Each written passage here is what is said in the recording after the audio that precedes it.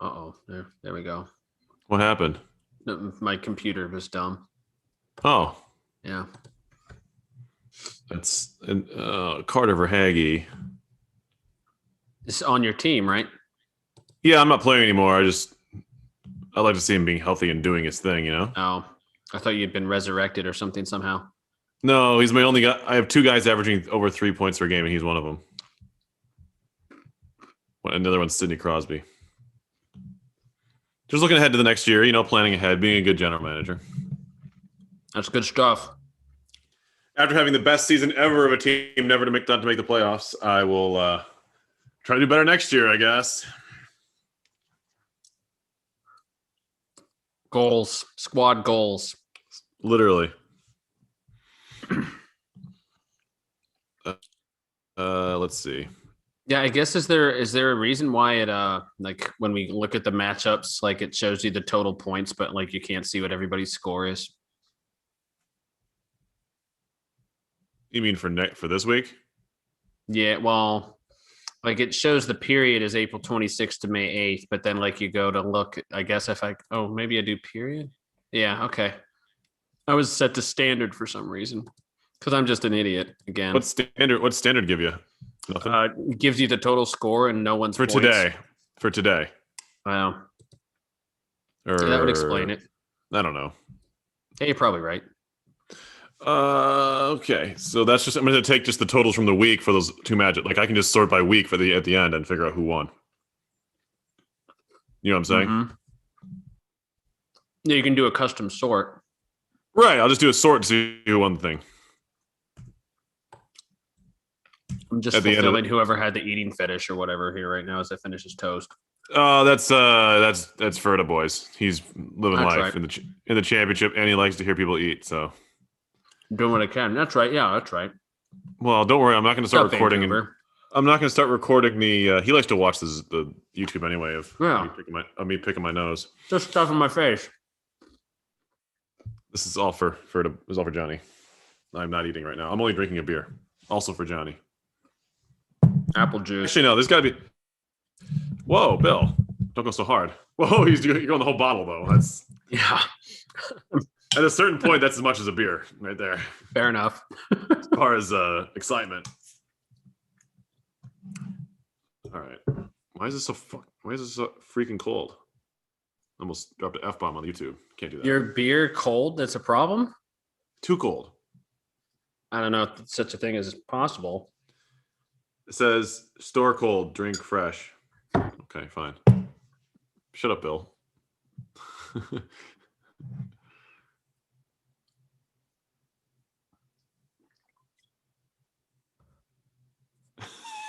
Mine just says pasteurized. What are you doing? Are you just trying to drink and eat as fast as you can? Like, what are you doing? I was a little bit. I mean, I'm gonna just reheat this later. It's fine. What is it? I cooked a little bit of chicken, made some pasta and steamed broccoli, and just threw it all in a goulash. Okay. It can be reheated. Okay, we're gonna start the podcast. Yeah, exactly. Okay. You're just really hungry, weren't you? Yeah. That's what fat people do. They get hungry. Bill, first of all, you're not fat. Oh, I am, but it's okay. I don't mind. Well, I mean, I'm trying to improve. Well, yeah, you're not, but whatever. Let's all right, I'll fire up the machine here. That didn't actually do it. No. It was a good try.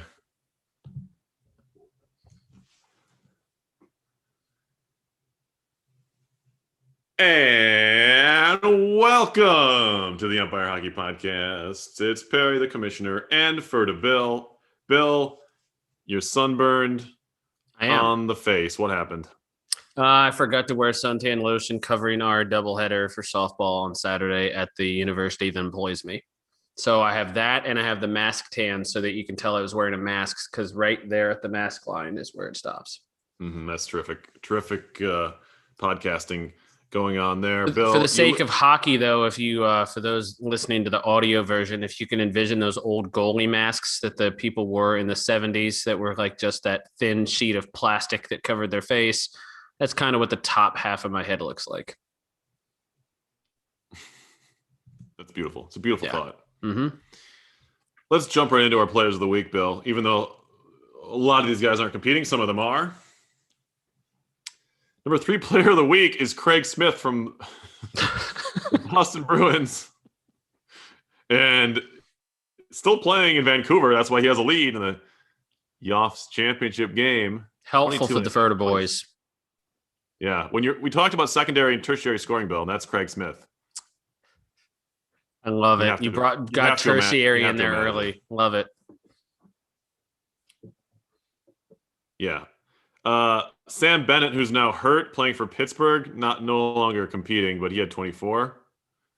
And then also no longer competing, but could have used him probably at some point. Connor McDavid, the offensive skater of the week, 35 points. He had 10 points in 4 games, of course. About right.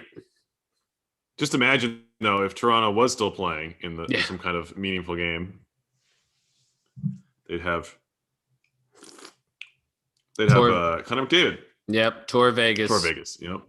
Mm-hmm. Top defenseman of the week, Bill. Don't tell me it was freaking Letang again. No, but it's worse for you. The number it was actually a tie for second. Three guys. Eric Cernak, Tampa Bay Lightning, plays for Chicago in our league. If McDavid had a lot of points, I have an idea where you're going with this. Yep. 2 guys for Detroit. Yep. In our league. Mikhail Sergachev from the IRL Lightning, and then Darnell Nurse from the Edmonton Oilers, all 16.5 points, all 3 of them. Nice.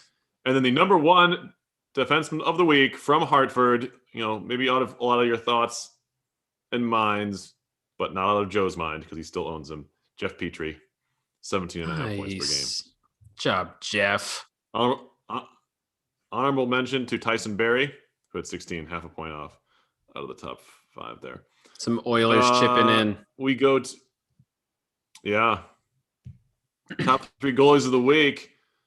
Semyon Varlamov for Philly. He's in the final. Could use more of that. Would be helpful. Juice Saros for Detroit. Yep. His name's been in the mix a lot. 3 pick. Yep. Best odds, yes. Juice has been 33.5. And our top goalie of the week is everyone's obvious guess from the New Jersey Devils and in real life Detroit Red Wings, Tomas Greiss. 35.25 points. What the heck? Former Washington Capital last year too. Yeah, but he's never been really. What did he do? Did he just play a lot and they have to make a ton of saves? Oh, they did shut out Tampa one game. I remember that. They shut out the Lightning. Yeah, that was he played for that one. Yeah, and there was a shootout involved. He was 1-0, so he must have. Yeah, 1-0, 66 saves, no goals against, 11 shorthanded or saves, 11 saves in the penalty kill. He got credit for 2 shutouts. Oh, he didn't get a loss because he must have lost in a shootout. So he must have won in a shootout and lost in a shootout. Yeah. That's pretty wild. That's how they do it. It's a big Tomas Greiss, blast from the past. Okay. That's wild. Which is great because I had Varlamov and Greiss last year because they were in that tandem. So I would play the wrong goalie each week when the other would do better. And so it's ironic now that in this week, both of them make their return on their separate teams and are top 3 goalies of the week. Kudos. And then our top 3 rookies, interesting to point out here. Owen Tippett is our 3rd top forward of the week. Haven't seen him in a while. Does he play for Houston? Because I remember Houston was high on Owen Tippett. He was. He's plays for Florida in real life now. He's kind of he's kind of in the same boat as my guy that we were talking about. For Hagee, yeah, getting some ice time. I think Owen's getting ice time in Florida. He wasn't where he was. Not real. Yeah. Recently he's gotten 14, and 14 minutes, but he's averaging 11 on the year. So Owen, they're playing Owen and he's scoring. What a surprise. Okay. Mikey Anderson, the number 2 defenseman, number 2 for Bill's team. Whoa. Number 2 rookie. 13 points. Nice job, Bill. Great managing for you. Yeah. And then Igor Sharangovich for Vancouver, who I dissed a couple weeks ago. He's done nothing but score and do lots of stuff. 4 goals in 3 games last week and an assist. He's the top rookie. Score goals.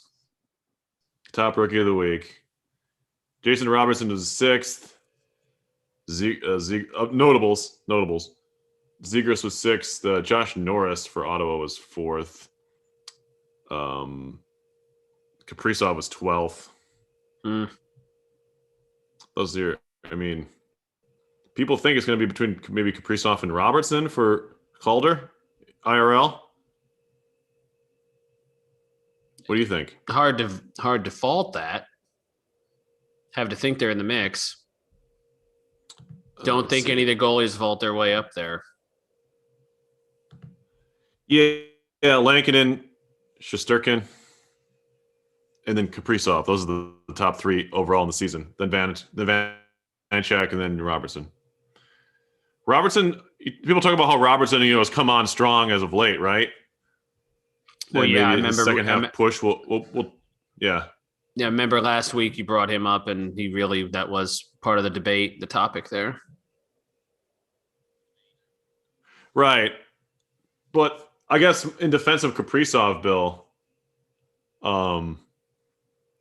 Girls played 50 games and Robertson's played 46. So it's not like it's been that big of a difference. And the fantasy points are pretty substantial, 20 points difference between the two. Do the voters go steady Eddie or do they go recent memory? Yeah, that's a good question. What's Dallas look like in the playoff picture? I don't even know the real life NHL things. Yeah, I sadly don't either. I remember they were flirting with it for a while because them and Chicago were both flirting with trying to get into a late spot in that division. Yeah, neither of them are in right now, I don't think. That doesn't help their cause. Predators have the 4th spot, 58. Stars are 55, Hawks 50. So the Hawks aren't getting in. No. So no Lankin. Wild are in 3rd right now. They're 2 points behind the Avalanche and 15 ahead of the Blues. So Coyotes have a chance to catch the Blues, but it's not looking great because the Blues have 3 games in hand. All right, so we're talking about real life hockey here. I don't know why, but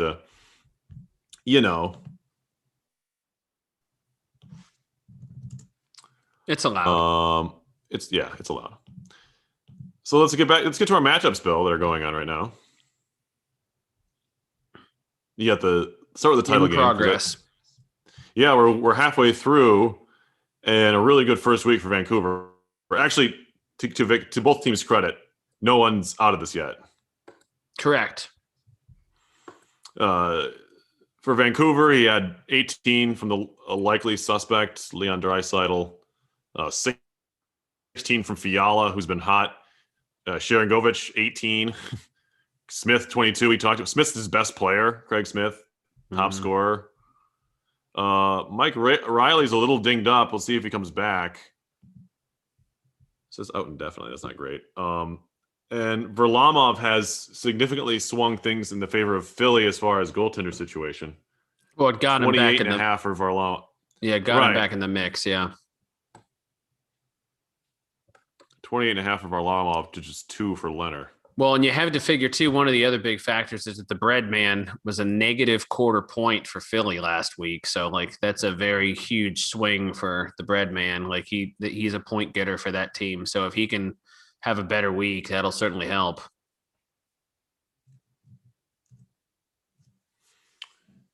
Yeah, exactly. The bread man being Panarin. Let's see if that was confusing. Yes, it wasn't. We knew. Okay. Let me finish. I'm going to finish opening this beer. Hold that thought. Okay. Or continue with that thought, I mean. I'll just have some apple juice. Oh, Bill, you're supposed to talk while I'm pouring this beer.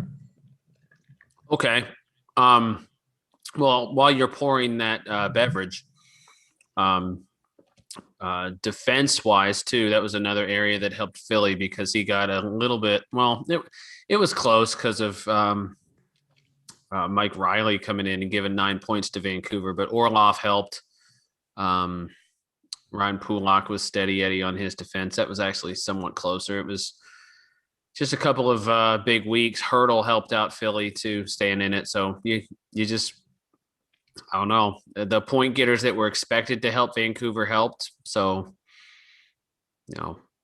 Ferda boys are doing well. Mm-hmm. If he gets anything out of Leonard, then maybe that's big trouble for Philly. Yeah, you're right. Yeah, Philly needs something. They need a big game from Boston. Marchand's been okay, right? Hurdle, huge. Who's been slacking for them? I mean, well, the bread man. Can't expect too much. Yeah. I mean, that's the notable drop there. Mm-hmm.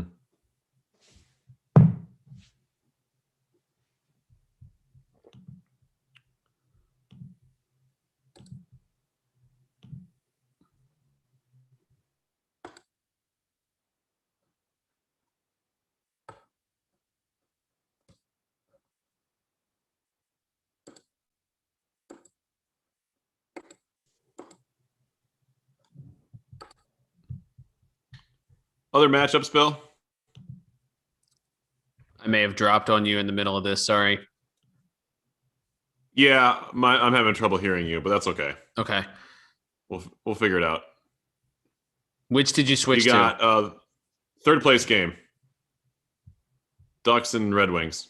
Yes, Detroit using the former the defense where you mentioned the top defenseman helping the Red Wings significantly there.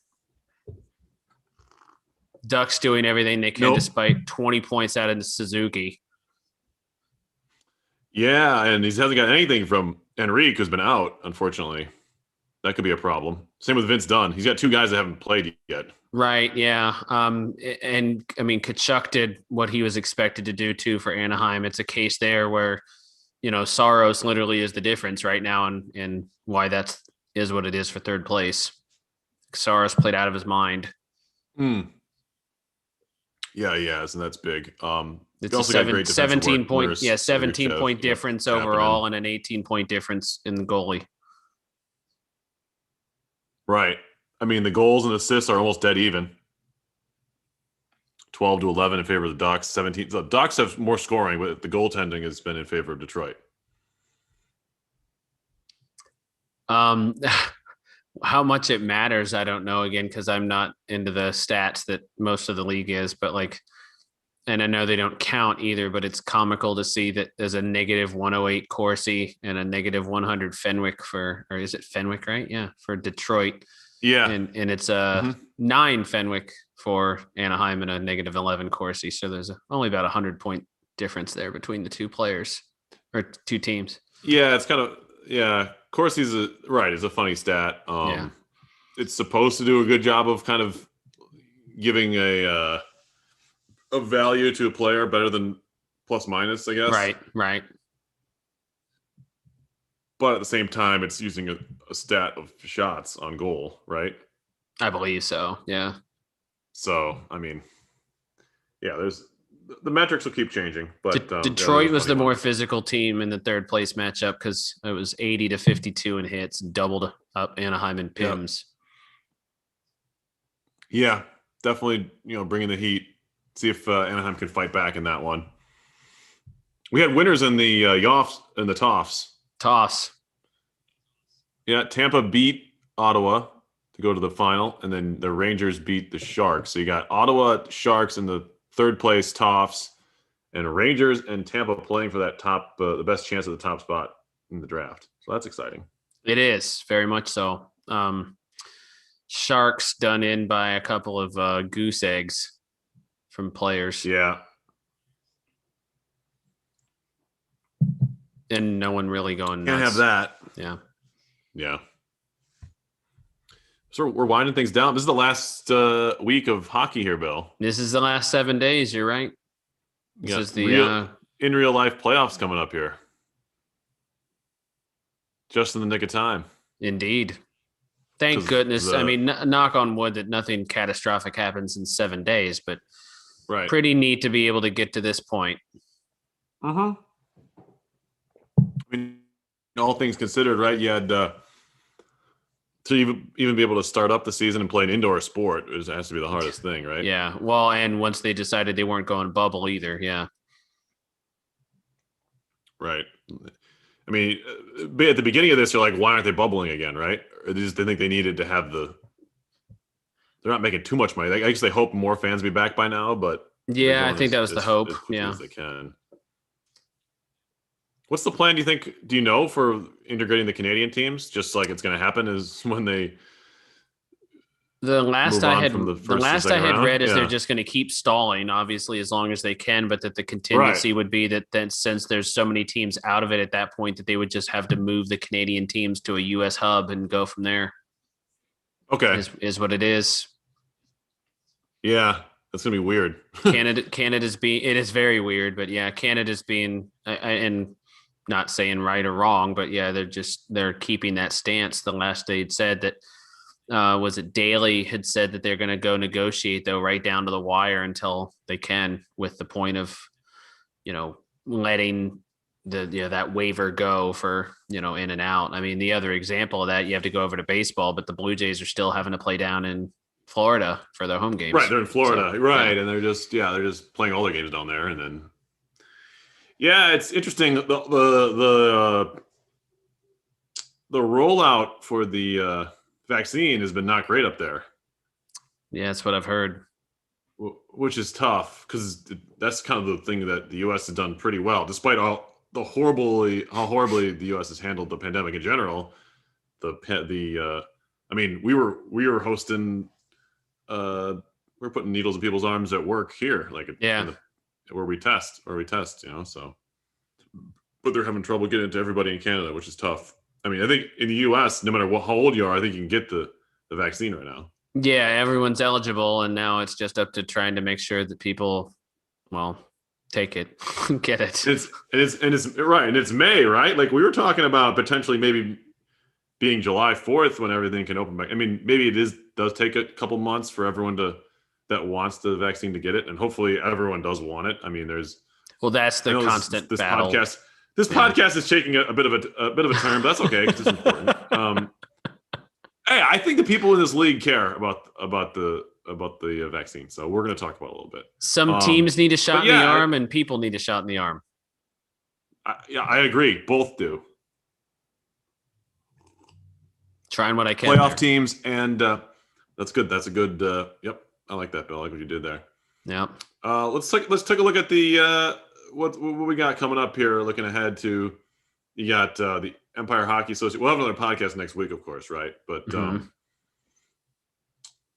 what's your favorite time of the year? Looking ahead to the off season, I know the minors draft is fun. Right, we're doing it right after the in real life entry draft is a good time. Yeah, I guess the lottery has turned into a fun thing, right? It has. I guess the thing that's going to be really interesting for this league, though, is.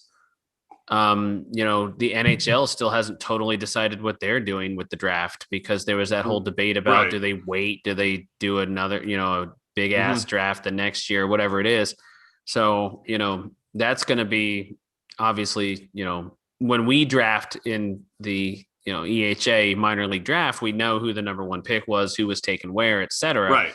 So if that doesn't happen in the NHL draft and we move forward, that's going to be a conundrum, to say the least. Not that it doesn't mean we couldn't draft, but it'll be maybe weird if we had to draft people that aren't associated with a actual team. So are they talking about not having a draft? Well, I mean, I remember that had been a talk for a while. I sadly haven't been able to watch much Canadian hockey TV the last couple of weeks, thanks to life. But I remember that had been a thing, but I don't know that it ever got resolved. Okay. Well, I can't imagine it not happening. Maybe I'm, naive to this point. But well, the clash there was, again, the GMs were like, we didn't get enough chance to scout, so we don't want to have to make picks yet without having adequate scouting as to who the picks are, because of the opportunity for the players to play. So that's a good point. Yeah, that's where the whole clash came. This is apparently gotcha. Clash. That's Clash. Yeah. Yeah, that's fine. So yeah, we got that. That was a great visual for the people watching on YouTube, for the people that are listening, by the way. Yeah. London Calling. Yes. Love that. No, you're right.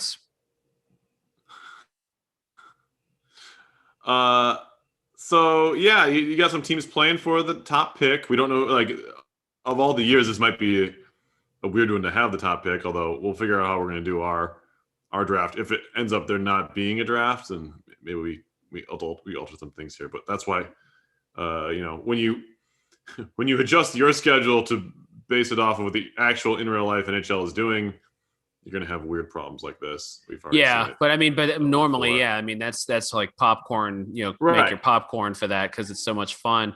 Mm-hmm. And it is ironic too, from the EHA FanDuel betting odds heading into it. I mean, a lot of people were thinking that Tampa Bay stood a really good chance of, since they didn't make it into the actual playoff tournament, of maybe winning toss, and figure, they're right in that mix right now, certainly, and playing for it.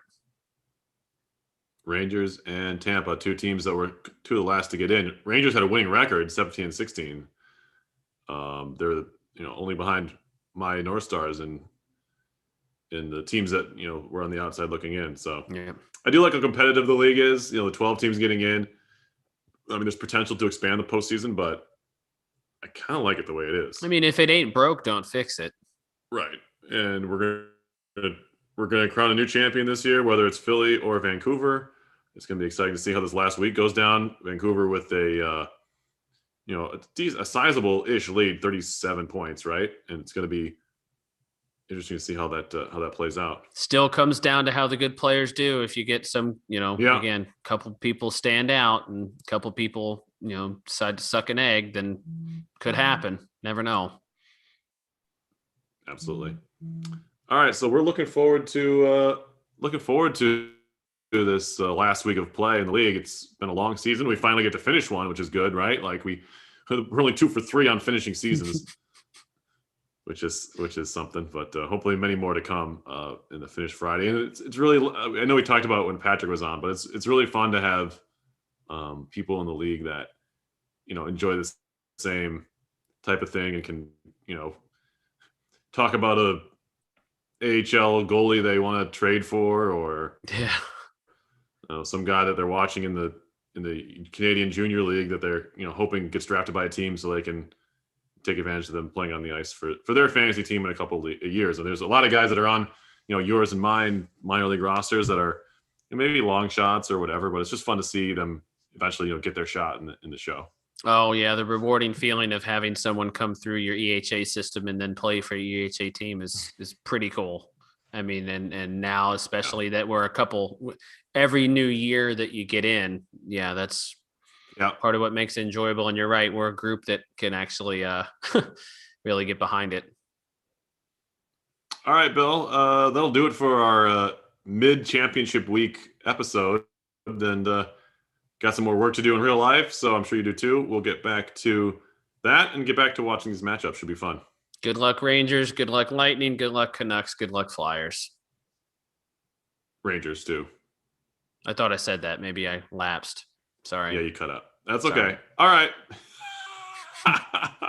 We'll see you next week. More from the Empire Hockey Podcast. So long.